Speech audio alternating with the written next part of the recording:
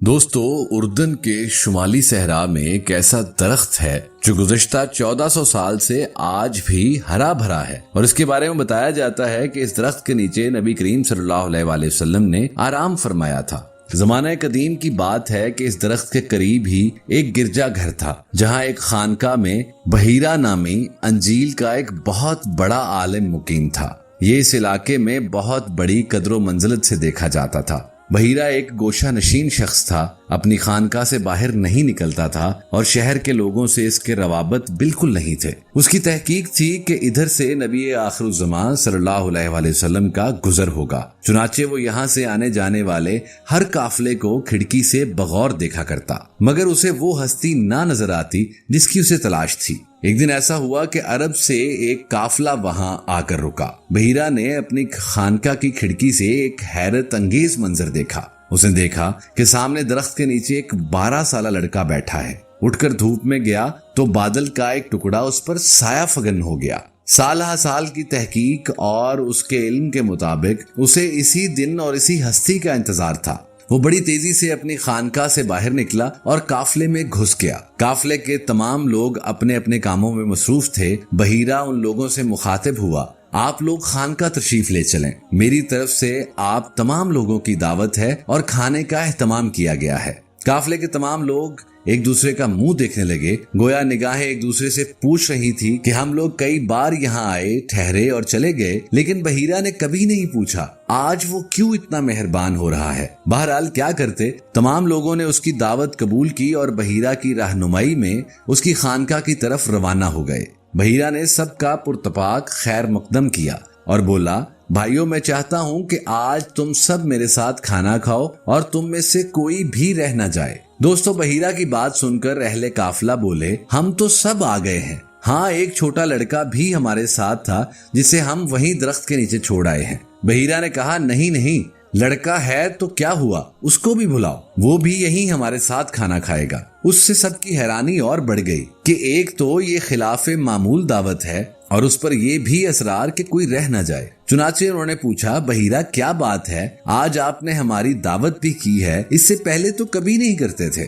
بحیرہ نے کہا، آپ لوگ مہمان ہیں، ہمارے پڑوس میں آ کر ٹھہرے ہیں، ہم پر آپ کا حق ہے، ہمیں اس کا خیال کرنا ہی چاہیے۔ میں نے چاہا کہ آپ لوگوں کی کچھ خاطر تواضع کی جائے، اور کیا بات ہو سکتی ہے؟ لوگوں نے کہا، باخدا ضرور کوئی بات ہے۔ چنانچہ بحیرہ نے ایک شخص کو حضرت ابو طالب کے ڈیرے پر بھیجا، جو وہاں جا کر حضور اکرم صلی اللہ علیہ وآلہ وسلم کو ساتھ لے کر آیا۔ بحیرہ اور تمام مہمان بیٹھے آپ صلی اللہ علیہ وآلہ وسلم کا انتظار کر رہے تھے۔ بحیرہ کی نظریں آپ صلی اللہ علیہ وآلہ وسلم پر پڑی تو جم کر رہ گئیں اور ٹکٹکی لگائے آپ کو دیکھتا ہی رہا۔ سب نے کھانا کھایا اور ادھر ادھر پھیل گئے، کوئی چہل قدمی کر رہا تھا تو کوئی گھوم گھوم کر بحیرہ کا گرجا دیکھ رہا تھا۔ اس وقت بحیرہ آپ صلی اللہ علیہ وآلہ وسلم کے پاس آیا اور بولا، بیٹا تمہیں لات و عزا کی قسم، جو کچھ پوچھوں بتلا دینا۔ آپ صلی اللہ علیہ وسلم نے فرمایا، لات و عزا کی قسم نہ دیجیے۔ بحیرہ نے کہا، اچھا خدا کی قسم، جو کچھ پوچھوں سب بتلا دینا۔ آپ صلی اللہ علیہ وسلم نے فرمایا، پوچھئے کیا پوچھتے ہیں؟ اب بحیرہ آپ صلی اللہ علیہ وآلہ وسلم سے آپ ہی کے بارے میں مختلف سوال کرنے لگا۔ کچھ مزاج اور طبیعت کا حال پوچھا، کچھ اخلاق و عادات کے بارے میں دریافت کیا، اور آپ صلی اللہ علیہ وآلہ وسلم اس کے ہر سوال کا جواب دیتے رہے۔ اتنے میں آپ کے چچا حضرت ابو طالب علیہ السلام آپ کو لینے آ گئے۔ بحیرہ نے پوچھا، یہ لڑکا تمہارا کون ہوتا ہے؟ ابو طالب نے کہا، یہ میرا بیٹا ہے۔ بحیرہ بولا، یہ کیسے ہو سکتا ہے؟ میرے علم کے مطابق یہ تمہارا بیٹا نہیں ہو سکتا، اس لڑکے کا باپ زندہ ہو یہ ہو ہی نہیں سکتا۔ حضرت ابو طالب نے آپ صلی اللہ علیہ وآلہ وسلم کے بارے میں بحیرہ کی معلومات دیکھی تو دنگ رہ گئے، بولے، ہاں یہ میرا بھتیجا ہے۔ اور بحیرہ نے کہا، اور اس کا باپ؟ ابو طالب بولے، ابھی یہ ماں کے پیٹ میں ہی تھا کہ اس کے باپ کا انتقال ہو گیا۔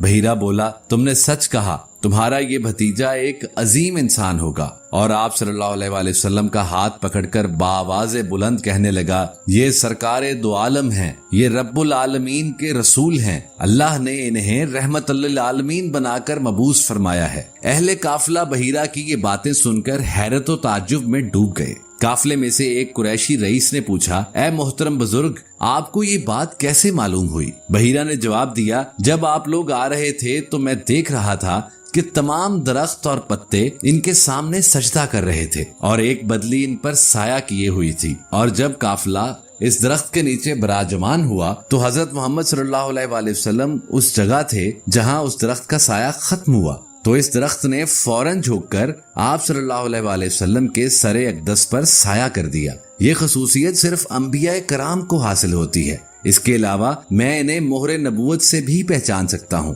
جو ان کے دونوں کندھوں کے درمیان ہوگی۔ ضیافت سے فارغ ہو کر بحیرہ نے ابو طالب سے درخواست کی کہ تم اپنے بھتیجے کو واپس لے جاؤ۔ خدا کی قسم، جس حد تک میں نے انہیں پہچان لیا ہے، اگر رومی یعنی یہودی انہیں دیکھیں گے تو علامات نبوت اور معجزات کی مدد سے انہیں پہچان کر ان کی جان کے پیچھے پڑ جائیں گے۔ یوں حضرت ابو طالب علیہ السلام حضور اکرم صلی اللہ علیہ وآلہ وسلم کو لے کر قافلہ کے ہمراہ مکہ مکرمہ واپس آ گئے۔ سبحان اللہ۔ ناظرین گرامی، حضرت عبداللہ بن عمر رضی اللہ تعالی عنہما نے فرمایا کہ ہم لوگ رسول اللہ صلی اللہ علیہ وآلہ وسلم کے ساتھ ایک سفر میں تھے۔ ایک اعرابی آپ کے پاس آیا۔ اس اعرابی نے سوال کیا، آپ نے اس کو اسلام کی دعوت دی۔ اس اعرابی نے سوال کیا کہ کیا آپ کی نبوت پر کوئی گواہ ہے؟ آپ صلی اللہ علیہ وسلم نے ارشاد فرمایا، ہاں، یہ درخت جو میدان کے کنارے پر ہے میری نبوت کی گواہی دے گا۔ چنانچہ آپ صلی اللہ علیہ وسلم نے اس درخت کو بلایا اور وہ فوراً ہی اپنی جگہ سے چل کر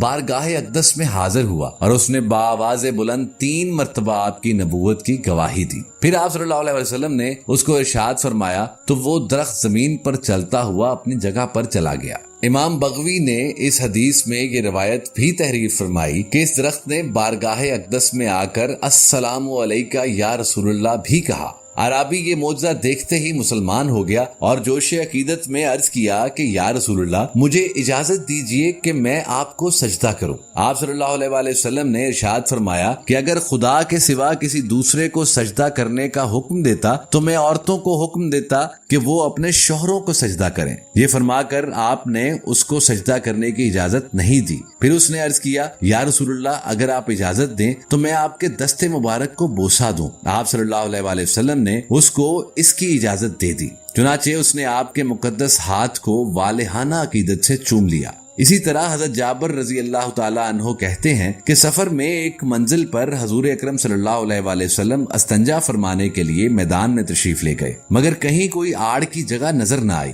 ہاں، البتہ اس میدان میں 2 درخت نظر آئے جو ایک دوسرے سے کافی دوری پر تھے۔ آپ صلی اللہ علیہ وآلہ وسلم نے ایک درخت کی شاخ پکڑ کر چلنے کا حکم دیا تو وہ درخت اس طرح آپ کے ساتھ ساتھ چلنے لگا جس طرح مہار والا اونٹ مہار پکڑنے والے کے ساتھ چلنے لگتا ہے۔ پھر آپ صلی اللہ علیہ وآلہ وسلم نے دوسرے درخت کی ٹہنی تھام کر اس کو بھی چلنے کا اشارہ فرمایا تو وہ بھی چل پڑا اور دونوں درخت ایک دوسرے سے مل گئے اور آپ صلی اللہ علیہ وآلہ وسلم نے ان کی آڑ میں اپنی حاجت رفع فرمائی اور اس کے بعد آپ صلی اللہ علیہ وآلہ وسلم نے حکم دیا تو وہ دونوں درخت زمین چراتے ہوئے چل پڑے اور اپنی اپنی جگہ پر جا کر کھڑے ہو گئے۔ امام ترمذی رحمۃ اللہ علیہ لکھتے ہیں کہ حضرت جابر بن سمرہ رضی اللہ تعالیٰ عنہ سے روایت ہے کہ حضور اکرم صلی اللہ علیہ وآلہ وسلم نے فرمایا، مکہ مکرمہ میں ایک پتھر ہے جو مجھے بوست کی راتوں میں سلام کیا کرتا تھا، میں اسے اب بھی پہچانتا ہوں۔ جی تو دوستو، ویڈیو کیسی لگی کمنٹ ضرور کیجیے گا اور ایسی ہی مزید ویڈیوز دیکھنے کے لیے ہمارے چینل سیکھ ٹی وی کو سبسکرائب بھی کر لیجیے گا۔ آج کی ویڈیو میں بس اتنا ہی، اگلی ویڈیو تک کے لیے اللہ نگہبان۔